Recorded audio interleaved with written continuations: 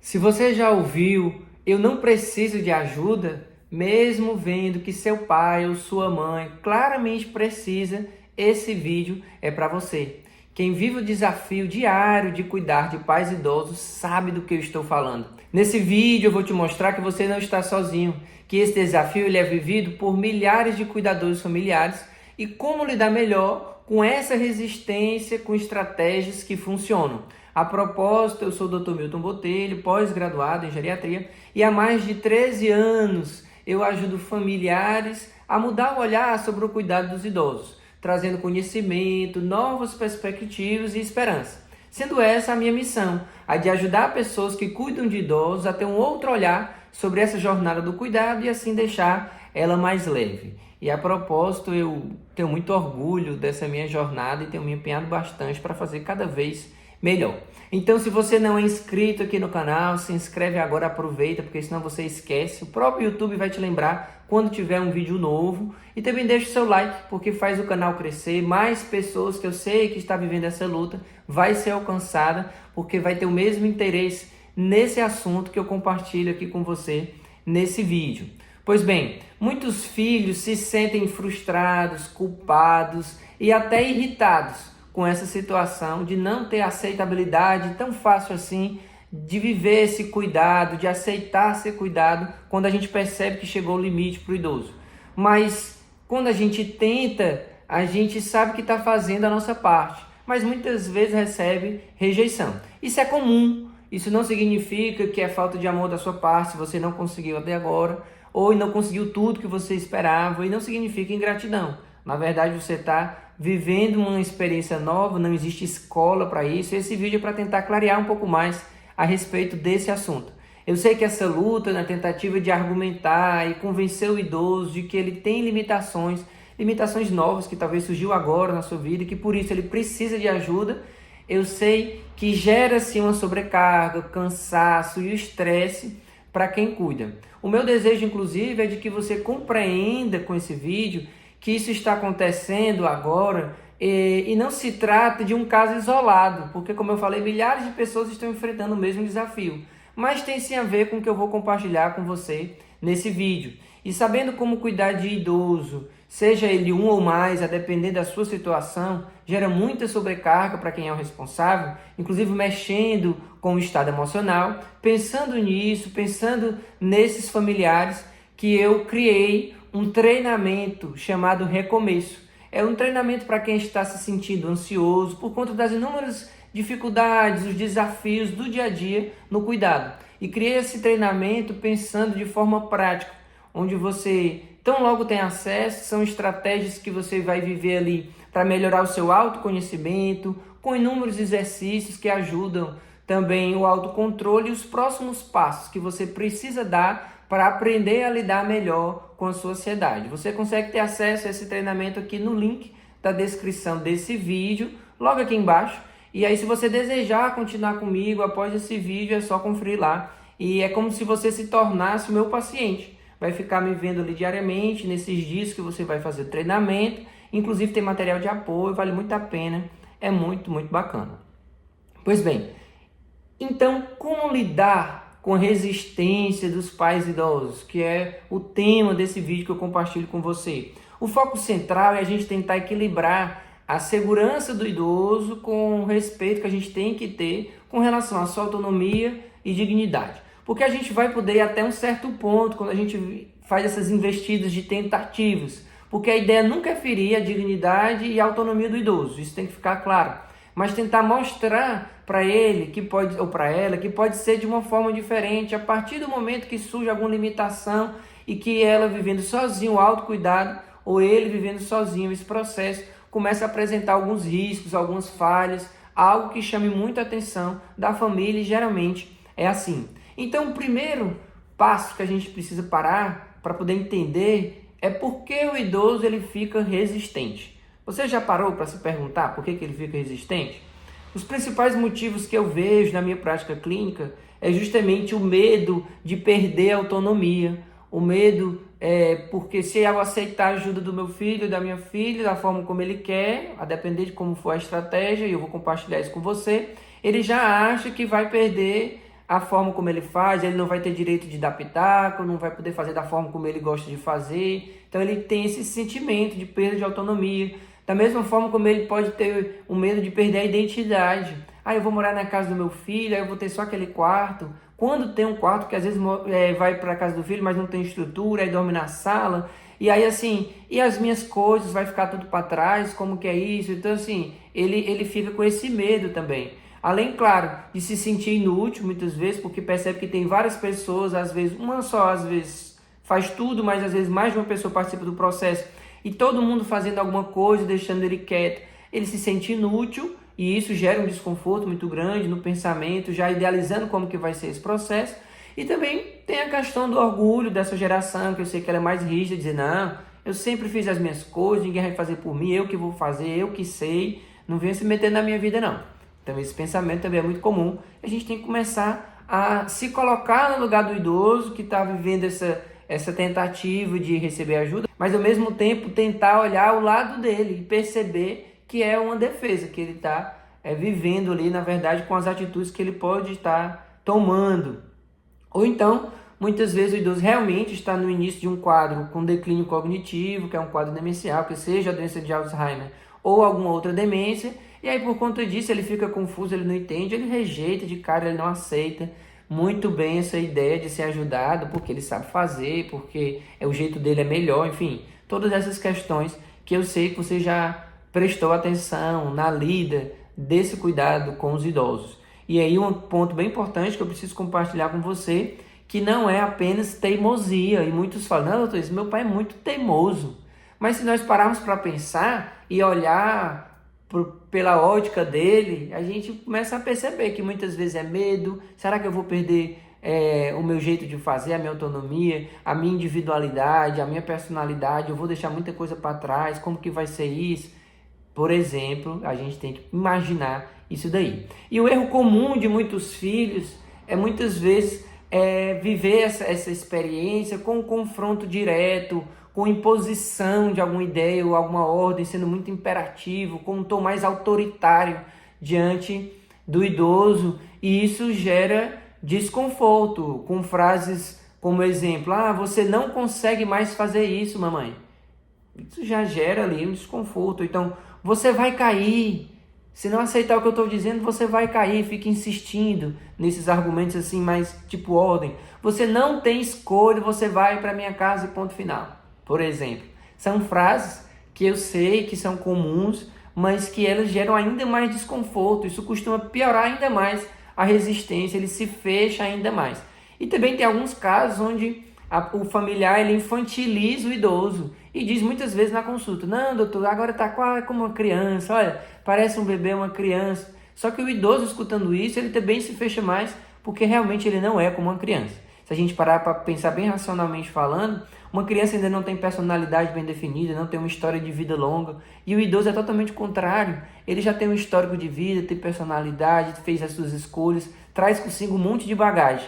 E eu querer simplificar, achando que é como uma criança, machuca e fere, principalmente, mesmo que ele tenha demência. No momento de lucidez, quando ele escuta isso, ele fica machucado e ferido mesmo, se incomodando com esse diálogo a respeito dele. Ele percebe que estão falando dele e se incomoda muito com isso.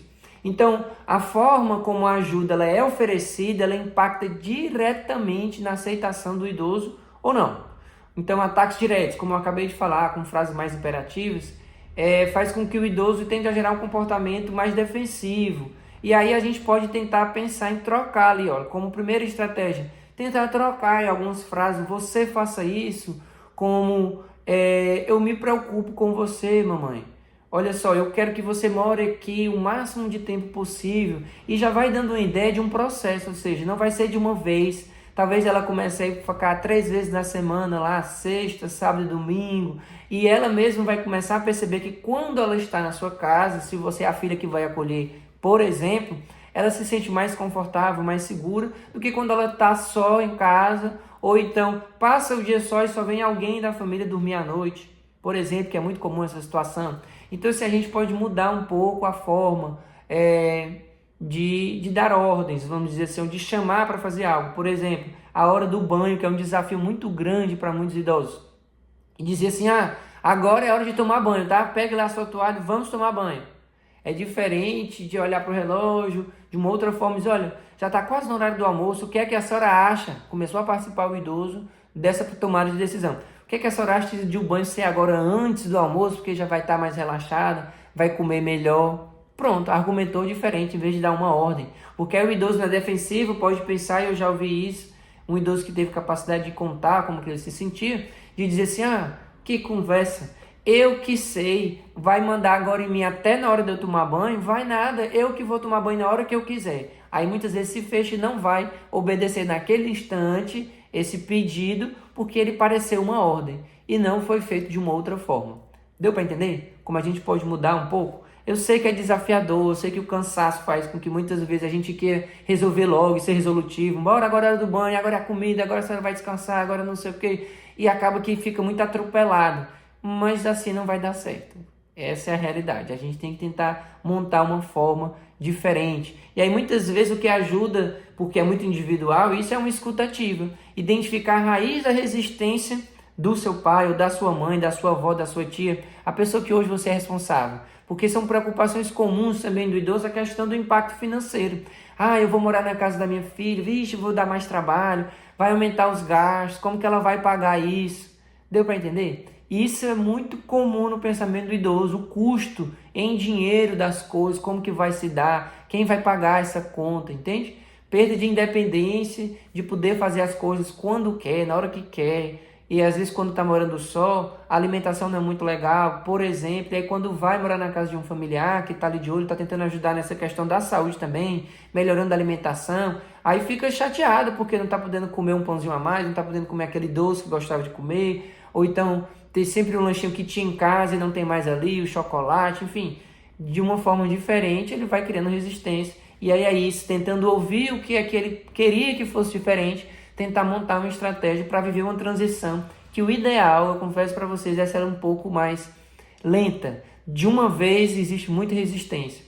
Existe também um esforço físico e emocional do idoso quando a gente fala de mudança. Vixe, eu vou mudar de casa, será que vai dar certo? Será que eu vou gostar de morar lá? Será que vai ser como o meu ambiente? Mas lá vai ter só um quarto, quando tem um quarto, um ambiente para ele. Mas é diferente o meu banheiro, não vou conseguir levar todas as minhas coisas, existe o apego das coisas fisicamente falando, do guarda-roupa, da cômoda, da cama, de tudo que ele tem. Enfim, tudo isso também gera uma certa resistência. Por isso que a gente tem que parar para entender e aí trabalhar em cima do que o próprio idoso consegue dizer ali nas entrelinhas, o que é que mais incomoda ele.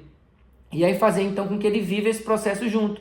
Em vez de dar ordens, o cuidador principal ele deve convidar muitas vezes o pai ou a mãe para elaborar um plano conjunto de segurança, quando a gente sabe que o idoso muitas vezes até já caiu, ou está com um equilíbrio alterado, ali, com desequilíbrio, topando muitas vezes, e aí montar uma estratégia até mostrando para ele, pai, infelizmente é porque a alimentação está maior, o senhor já está usando uma bengala, ficar sozinho em casa existe o risco de eu cair, se o senhor cair, como que alguém vai socorrer o senhor, quem que vai lhe levantar, tudo isso aos poucos sendo mostrado, vai ser mais fácil dele concretizar no pensamento, entender que é possível viver essa transição sem ser imposto, sem ser de uma vez, respeitando, como eu falei no começo desse vídeo, a dignidade, a individualidade dele, tentando ali fazer um acordo e fazendo com que ele participe do processo, porque ele vai se sentir até valorizado com isso. Então aproveita para fazer um comentário aqui nesse vídeo, se você não já ouviu essa frase, eu não preciso de ajuda. Conta a sua história, compartilha conosco. Quando a gente compartilha alguma experiência que a gente teve, alguma estratégia que deu certo, a gente está ajudando outras pessoas a montar uma estratégia também dentro da realidade dela. Eu leio todos os comentários também, vou acrescentar aqui o meu comentário junto com o seu, tá bom?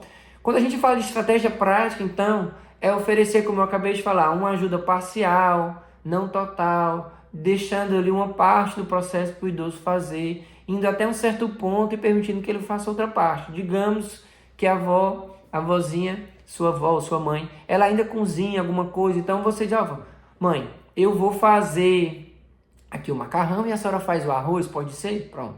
Então a senhora vai catando aí o feijão, já prepara os temperos que eu vou colocar no fogo, faz ele participar do processo em vez de deixar no canto, porque isso realmente, olha só, a pessoa vai ficar no canto, olha que coisa pejorativa.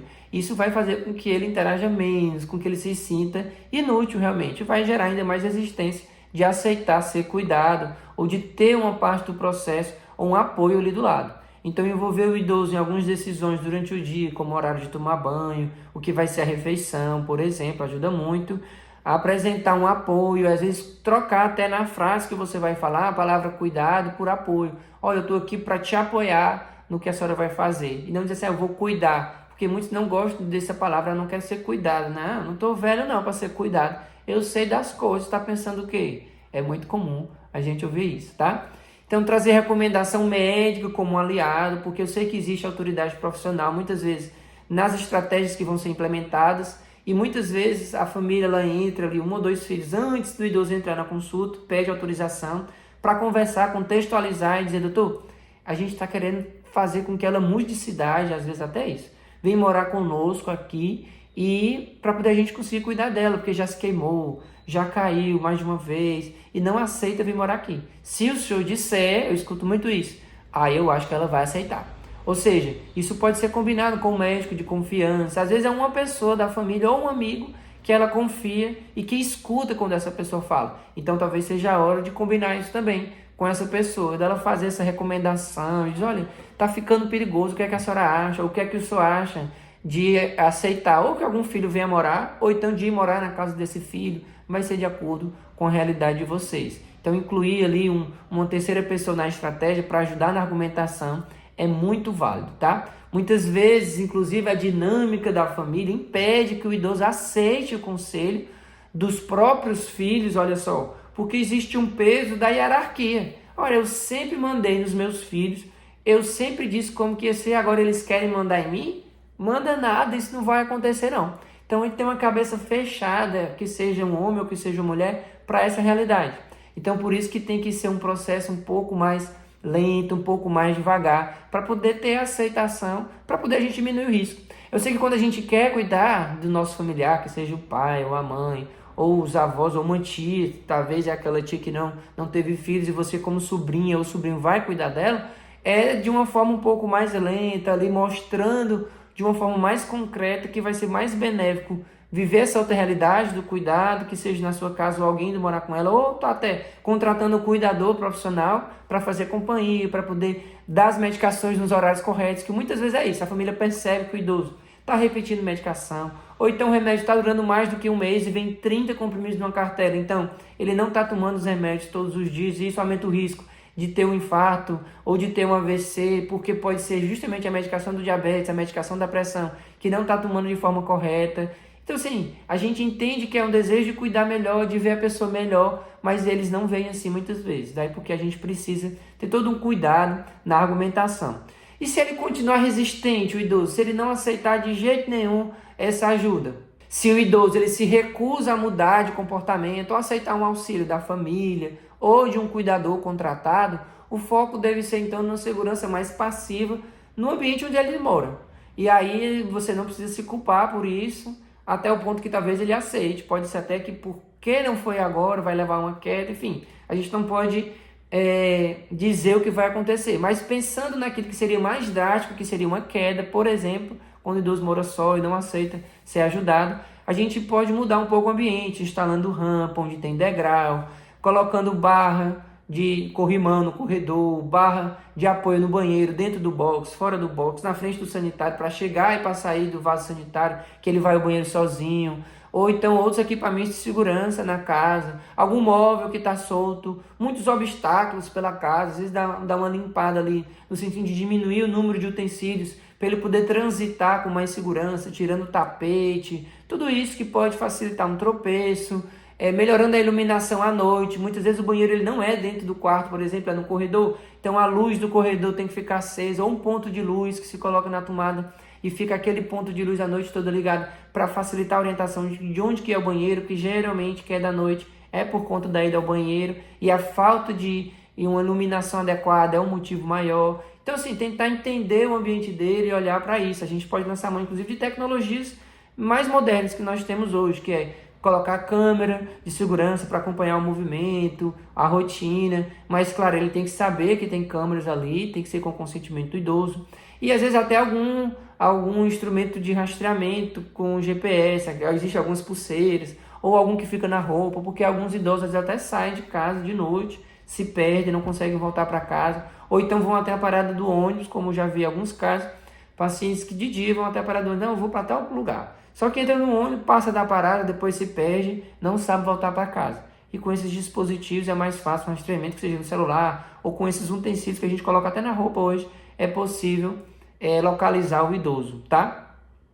Mas agora eu fiquei pensando, eu estou compartilhando com você estratégias para tentar amenizar a dor de ajudar quem não quer ser ajudado, é fato. Mas tem uma outra coisa, tem um outro ponto muito importante, que é saber o que mais desgasta o cuidador, que são justamente as mudanças de comportamento. Nesse outro vídeo que eu deixo aqui para você, eu vou explicar justamente o que você precisa saber dessa realidade. Lembrando que você não está sozinho nessa jornada, que eu sei que cuidar de quem cuidou da gente nunca é simples, mas é possível fazer isso com respeito, estratégia e amor. Então, a gente se vê no próximo vídeo. Um grande abraço, que Deus abençoe a sua luta.